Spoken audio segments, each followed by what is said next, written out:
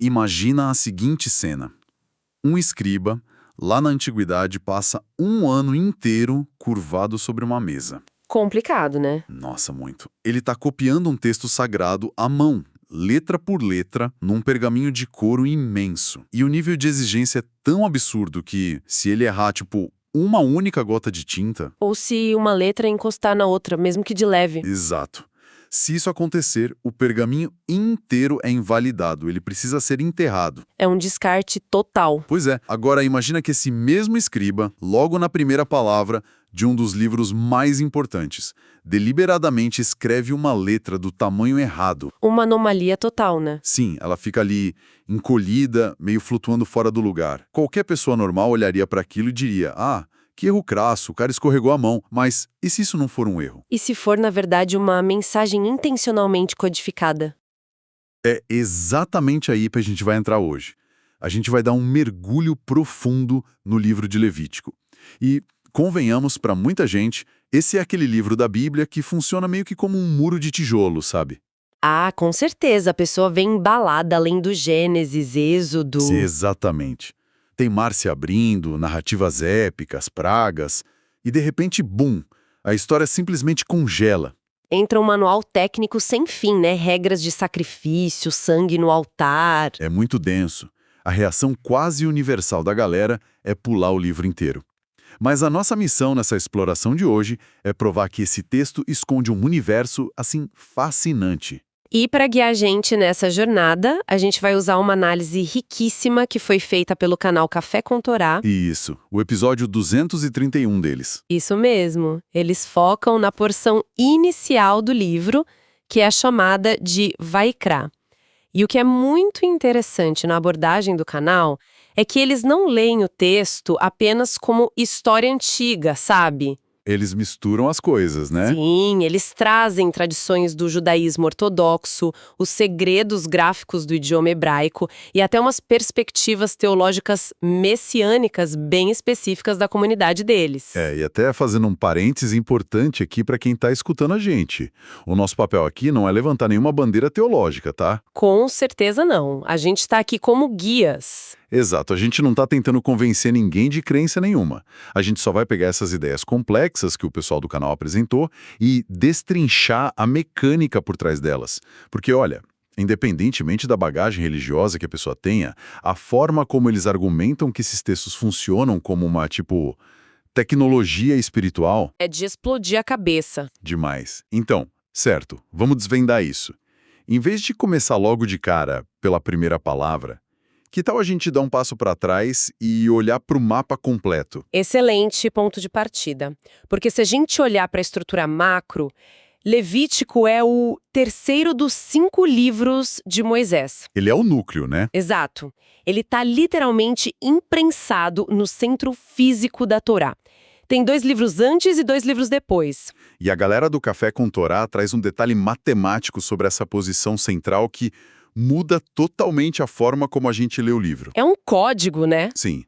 Como se houvesse setas invisíveis no texto apontando para esse centro. Eu fiquei chocado quando vi isso. É fascinante o que eles apresentam ali, é baseado numa coisa que os estudiosos chamam de sequências de letras equidistantes. Como é que funciona isso na prática? É um método de análise textual do hebraico que funciona de um jeito matematicamente muito preciso. Se a gente for lá no primeiro livro, em Gênesis, e pegar a primeira letra, que é o Tav. Tá, a letra Tav. Isso. E aí a gente pula exatamente 50 letras, a gente vai encontrar um Vav. Ok. Pula mais 50 letras e encontra um Resh. Mais 50, um Rei. E se juntar essas letras, forma a palavra Torá. Exatamente. E isso acontece em Gênesis e em Êxodo. A palavra Torá é soletrada pulando de 50 em 50 letras. Da direita para a esquerda, né, que é a direção da leitura em hebraico. Isso, da direita para a esquerda. Ou seja, a direção da leitura está apontando para frente em direção a Levítico. E o mais insano, e eu confesso que achei isso genial, é que quando a gente olha para os livros que vêm depois, Números e Deuteronômio, a regra continua, só que invertida. Exato, ela vira ao contrário. A palavra Torá aparece com esse mesmo salto, de 50 letras, só que soletrada da esquerda para a direita. Apontando para trás. Apontando para trás. É tipo como um daqueles mapas de tesouro gigantesco, sabe? Onde todas as margens do mapa tem um monte de setas apontando inexoravelmente para um grande X no meio do papel. E o que é fascinante aqui é o que acontece quando a gente finalmente chega nesse X. Que é o livro de Levítico. Exatamente. Porque a lógica diria que o padrão ia continuar, né? Que a palavra Torá ia aparecer ali também. Faria todo sentido. Mas a análise mostra que, se a gente aplicar o mesmo salto exato, a partir da primeira palavra de Levítico, a palavra Torá simplesmente não aparece. Nossa, E o que aparece no lugar? em vez dela, o que se soletra letra por letra é o tetragrama. YHVH, O nome impronunciável do Eterno. o próprio. Cara, então a própria estrutura matemática do texto está dizendo basicamente que a lei, as regras, as histórias, tudo isso não é um fim em si mesmo. Perfeito. A Torá inteira aponta para o Criador. É um negócio muito profundo. O código sugere visualmente que o propósito de toda essa narrativa converge para revelar o Eterno e conduzir a humanidade de volta para ele. Que é aquela ideia do techuvá, né? O conceito de retorno. Isso mesmo. Aquele livro que todo mundo quer pular por achar que é só o manual de açougue do mundo antigo, na verdade, nessa visão, é o destino final da jornada espiritual. E esse mapa do tesouro já começa com aquele nosso erro do escriba que a gente comentou lá no início, lembra? A famosa primeira palavra. Sim, a palavra Vaikra, que dá nome à porção do livro e significa e chamou. Mas nos pergaminhos originais em hebraico, a última letra dessa palavra, que é o Aleph, Ela é escrita num tamanho muito menor. muito menor. Ela fica flutuando ali. E aqui eu preciso fazer um pouco o papel de advogado do diabo, tá? Manda ver. Se a gente está falando de uma tradição que, poxa, conta literalmente cada letra e que invalida um coro inteiro por uma gota de tinta fora do lugar, Uhum. por que a gente deveria ler tanta teologia nisso? Não é muito mais provável que, sei lá, milênios atrás, um escriba super cansado calculou mal o espaço na linha e espremeu aquele aleph pequeno ali no finalzinho? E aí todo mundo só passou a copiar esse erro religiosamente. Olha, essa é uma objeção muito natural para nossa mente moderna, né? A gente está super acostumado com erro de digitação, com corretor automático falhando, Total. mas a literatura judaica clássica rejeita completamente a ideia de um erro desse nível num pergaminho da Torá. Não tem margem para erro. Nenhuma. Para a tradição que o grupo do canal trouxe, essa anomalia gráfica foi uma instrução direta. E ela carrega uma lição muito profunda sobre a humildade humana e a comunicação divina. Tá, mas como assim? Qual é a história por trás desse aleph encolhido? O relato tradicional conta que Moisés, na hora de receber a ordem para registrar o texto, ele se sentiu indigno de usar a palavra Vaikra. Indigno por quê? Porque essa palavra específica, Vaikra, ela denota uma intimidade gigantesca. É um chamado muito afetuoso, direcionado a alguém que é muito próximo. Ah, entendi. E Moisés, considerando a própria pequenez dele diante de todo o universo, ele preferiu usar uma outra palavra, Vaikar. Que soa quase igual, né? Quase igual. Vaikar não tem o Aleph no final, mas o significado muda muito. Significa um encontro casual, sabe? Um esbarrão meio acidental. Como se Deus tivesse cruzado com ele na rua, por acaso. Exatamente essa ideia. E o ponto crucial aqui é que Vaikar é a mesma palavra usada mais pra frente na Bíblia para descrever como Deus fala com Balaão. Balaão é aquele profeta que foi contratado para amaldiçoar Israel. Ele mesmo, um profeta mercenário, alguém que estava totalmente fora da aliança, a comunicação com ele era pontual e distante, e a imensa humildade de Moisés fez com que ele quisesse se nivelar a esse cara, a Balaão. Caramba. Ele queria dizer, tipo, o Criador não tem conversas íntimas comigo, ele só esbarra em mim de vez em quando. Exato. Mas a narrativa diz que o Eterno exigiu que ficasse a palavra de intimidade. O aleph reduzido foi meio que a concessão que eles fizeram. Foi a forma de selar no pergaminho para sempre. Essa modéstia absurda de Moisés. E olha, a análise do episódio não para só nessa história da humildade, o que já seria lindo. Eles vão fundo na própria anatomia da letra Aleph. Eu achei isso de uma genialidade absurda. É muito bonito, porque no hebraico revelado, as letras não são só uns traços bidimensionais no papel. Elas são construções, são blocos. Tem arquitetura na letra, né? Exato. O Aleph, graficamente falando, ele é composto por 3 outras letras que estão fundidas ali. Quais são? Tem um Yud na parte de cima, tem um Yud na parte de baixo e tem um Vav, que é traçado na diagonal bem no meio, separando e unindo os 2 Yuds. E cada uma dessas partes tem um significado específico. Tudo tem significado. O Yud superior representa os céus, aquela dimensão infinita do eterno. O Yud inferior representa a terra, que é a nossa fisicalidade limitada, aqui embaixo. Certo. E o Vav, que fica no meio, e o desenho original dele na antiguidade era literalmente a imagem de um prego ou um gancho. Ele funciona como a ponte. A conexão. Isso, a conexão entre o céu e a terra. Tá, mas então, quando o texto deliberadamente encolhe essa letra de conexão, o Aleph todo, o que ele está tentando comunicar para a gente? A interpretação central que eles apresentam é que isso ilustra visualmente o que eles chamam de contração divina. Como se Deus encolhesse. Isso. Imagina o criador desse universo vasto. Se ele se revelasse na sua total magnitude, a humanidade seria fulminada, não ia aguentar. Muita energia, né? Então ele se diminui, ele contrai essa imensidão toda para caber na nossa realidade, que é super restrita. E é isso que torna o relacionamento possível. Uau! O Aleph pequeno e suspenso ali, ele indica que Deus desceu e está ali, aguardando silenciosamente. O chamado dele é intencionalmente baixo, sabe? Como um sussurro. Para não assustar. E para que o ser humano precise fazer aquele esforço consciente de se inclinar, de se elevar para completar esse encontro. Olha, aqui é que a coisa fica realmente interessante, porque se a gente tem esse Criador infinito que está sussurrando para estabelecer uma conexão, a grande pergunta que Levítico joga no nosso colo é: como é que a humanidade deve responder a esse chamado? É a grande questão do livro. E a resposta que o texto dá é justamente o que afasta tanta gente, né? Porque a resposta são os sacrifícios de animais. E a gente precisa colocar as cartas na mesa aqui. A forma como a nossa cultura ocidental entende a palavra sacrifício é completamente diferente do que aquele texto original está propondo. Ah, sem dúvida. O abismo cultural aí é gigantesco. Porque, para a gente, fazer um sacrifício é sinônimo de uma perda muito dolorosa. Sim, a gente fala, eu sacrifiquei meu final de semana inteiro trabalhando nisso. Ou eu sacrifiquei minhas economias. A ideia é sempre de privação, de dor. Sempre um peso. Aí a pessoa comum vai ler Levítico, vê lá um animal sendo morto e conclui o quê? Ah, Deus quer que eu pegue uma coisa que tem muito valor financeiro e emocional para mim e destrua isso só para provar que eu obedeço a ele. Parece um teste cruel, né? Um Deus sádico. Exato, parece punição. Mas é aí que entra o trabalho brilhante de desconstrução semântica que o pessoal do Café com Tora faz.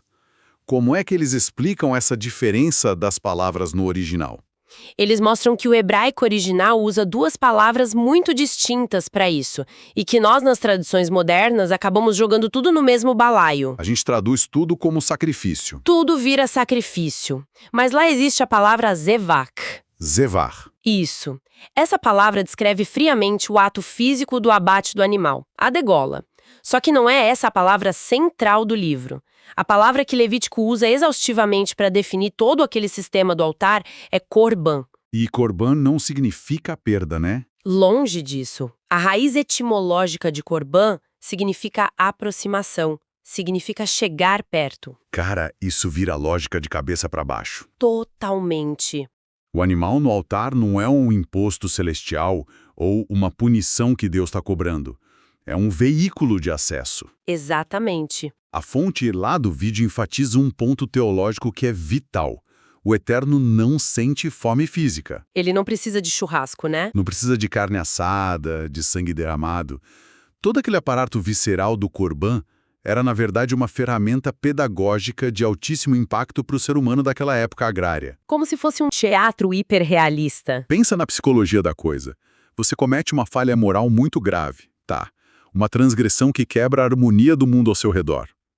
Para restaurar isso, você não pode simplesmente mandar um e-mail pedindo desculpas. Ou mandar um WhatsApp, foi mal aí. Não, você precisa pegar um animal do seu próprio rebanho.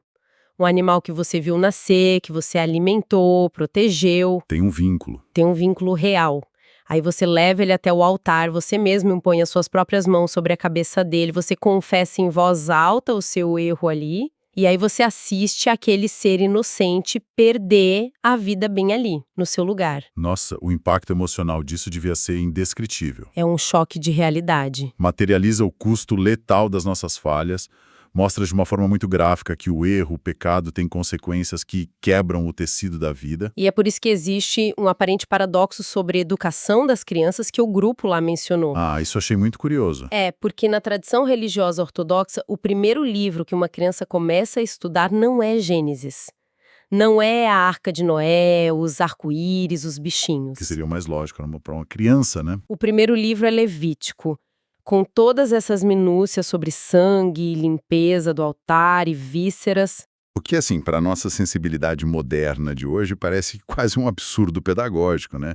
Imagina colocar uma criança para ler sobre abate. Parece assustador. Mas a literatura rabínica que eles trazem no episódio revela uma lógica incrivelmente terna por trás disso. Eles ensinam que as crianças devem começar por Levítico porque as crianças são puras. Elas ainda não cometeram transgressões intencionais, maldades. E os sacrifícios, os korbanot, são justamente a ferramenta que restaura a pureza naqueles que falharam. Faz sentido. Então a ideia é que a pureza das crianças se encontre com os rituais que produzem pureza. Que bonito isso. Isso comunica, de forma muito profunda, que o amor do Eterno garante um caminho de retorno, não importa quanta sujeira um adulto já tenha acumulado. A engrenagem de restauração está sempre ali, disponível. Mas e aí tem um grande mais nessa discussão toda do vídeo, né? Sempre tem. Essa engrenagem tem um requisito que é absolutamente obrigatório. O pessoal do canal deixa cristalino que fazer esse ritual de forma mecânica é completamente inútil. Vira só um matadouro. Exato. Matar o animal sem ter uma transformação interna real é só carnificina vazia. E é fantástico como eles pegam essa mecânica antiga do judaísmo e conectam isso com a visão messiânica da nova aliança. Sim, eles usam uma imagem que todo mundo conhece, que é a crucificação de Yeshua, né, Jesus, ali ao lado dos dois ladrões. É uma ponte teológica muito bem construída que eles fazem. Muito. Porque eles argumentam que, naquela cena super trágica, o sacrifício supremo, a oferta definitiva da aproximação, o corban perfeito, estava fisicamente ali, a centímetros de distância dos dois criminosos. O acesso estava ali para eles. Geograficamente e temporalmente disponível para os dois lados. No entanto, ele só gerou eficácia real e espiritual para aquele ladrão que demonstrou um arrependimento genuíno e doloroso, aquele que reconheceu a própria culpa. Ou seja, é o espelho exato de você ir lá, impor as mãos sobre o animal e confessar com sinceridade. Sem a intenção honesta do coração, a presença do sacrifício, por mais grandiosa que ela seja, não muda o destino de ninguém. Perfeito, a intenção é tudo. E aí, se o arrependimento e a intenção são tão vitais assim, a pergunta natural que surge é: existe um momento específico no calendário para isso acontecer? E isso nos leva à dimensão do tempo, né? Que foi outro ponto alto que eles abordaram. Sim. O episódio lá deles foi gravado bem nas vésperas de Pessach, a Páscoa bíblica, né? Que é no início do mês hebraico de Nissan. Isso. E aqui a matemática volta para a mesa de um jeito muito peculiar. Nossa, essa parte me deixou maluco. A fonte apresenta uns cálculos onde eles dizem que o valor numérico da palavra Nissan é 170. E eu preciso interromper um segundo e perguntar, peraí, como assim uma palavra vira uma equação matemática? De onde eles tiraram esse número 170? É uma ótima pergunta e isso esclarece muito do método de estudo deles. No hebraico antigo, não existiam símbolos separados para os números, como a gente tem hoje, o 1, o 2, o 3. Ah, não tinha o desenho do número. Não, as próprias letras do alfabeto dobravam como números. O Aleph vale 1, o Bet vale 2, o Gimel vale 3 e assim por diante. Esse sistema é conhecido como gemátria. Então, cada palavra é uma conta matemática? Absolutamente. Qualquer palavra em hebraico possui inerentemente uma soma matemática baseada no valor individual das letras que formam ela. Entendi.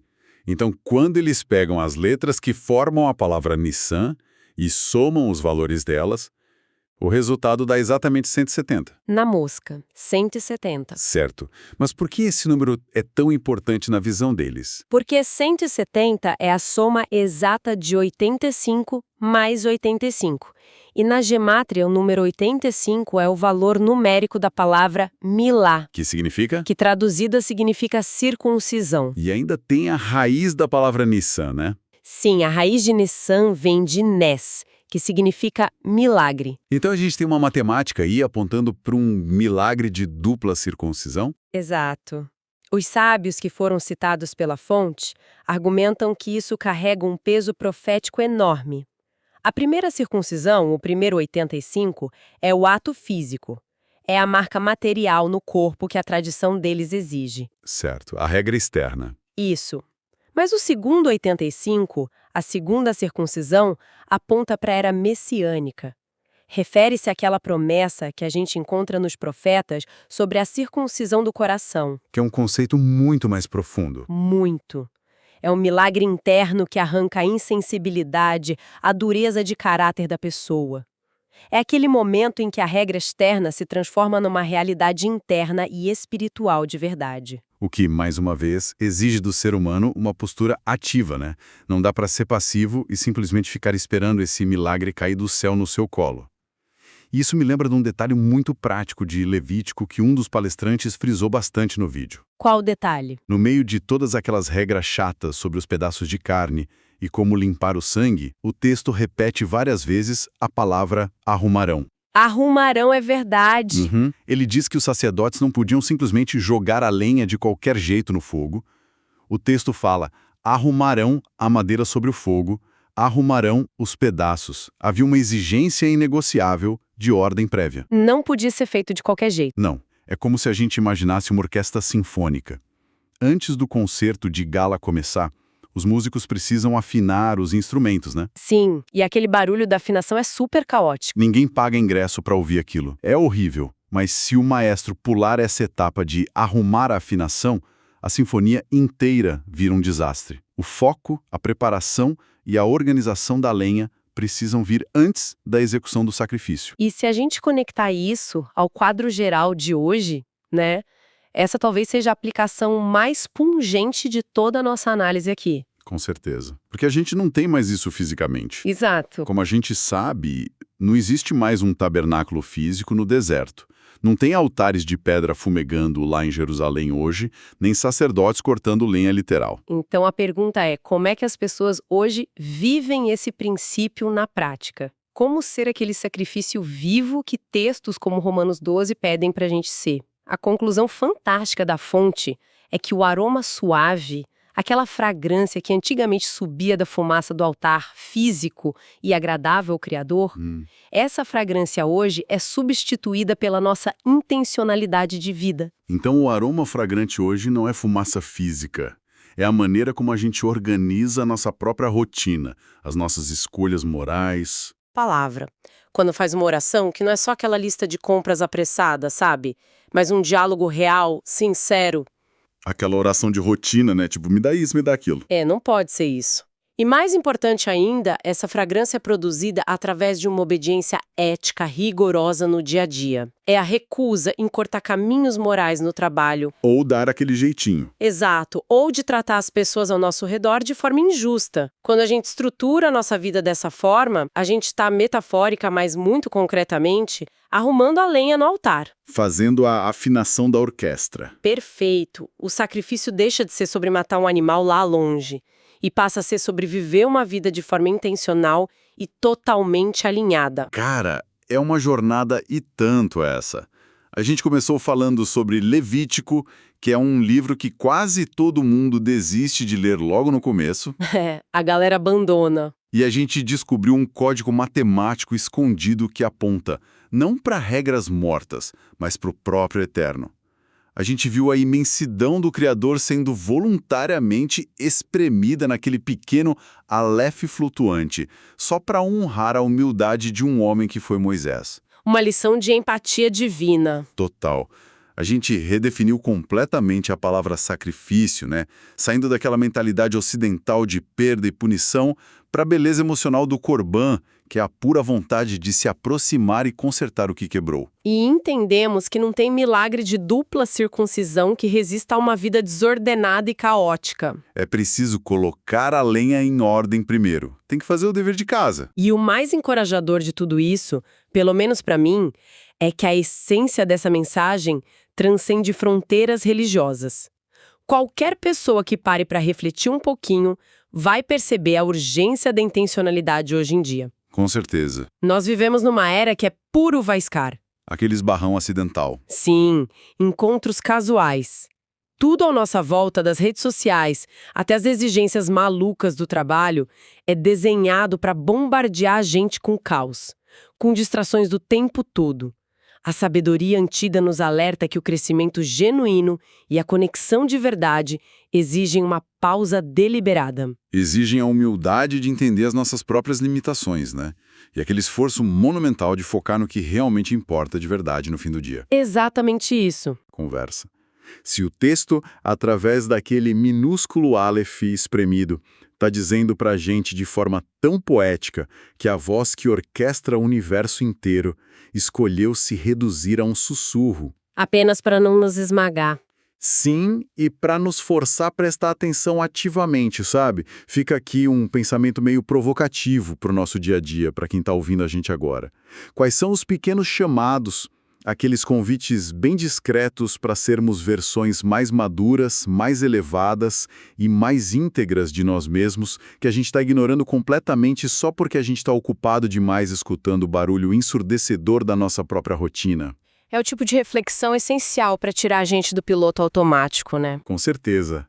A gente agradece demais a companhia de todo mundo que acompanhou essa nossa exploração pelas profundezas desse texto antigo e suas tecnologias espirituais. Fica aí o convite para cada um de nós arrumar a própria lenha, apurar bem os ouvidos para os sussurros invisíveis do dia a dia, e a gente se encontra no nosso próximo mergulho. Até lá, pessoal!